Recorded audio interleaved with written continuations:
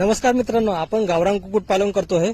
तुम्ही बघू शकता आपलं जे कंपाऊंडचं काम आहे ते पूर्ण झालेलं आहे आणि शेडचं जे फाउंडेशनचं काम आहे ते पण आता जवळपास पूर्ण झालेलं आहे। छताचं काम आपण थोड्याच दिवसांनी चालू करणार आहे।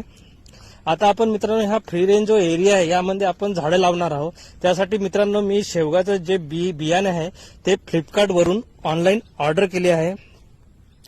बियाण्याची व्हरायटी सांगायची झाली तर हे ओडिसी व्हरायटी आहे। ह्या बियाण्यावरती आपण बीज प्रक्रिया करणार आहोत।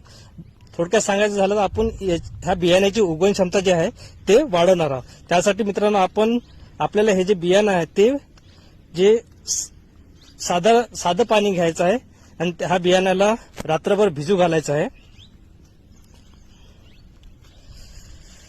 तुम्ही बघू शकता मित्रांनो आपण जवळपास हे बियाणे 12 ते 15 घंटे जे आहे भिजू घातले होते।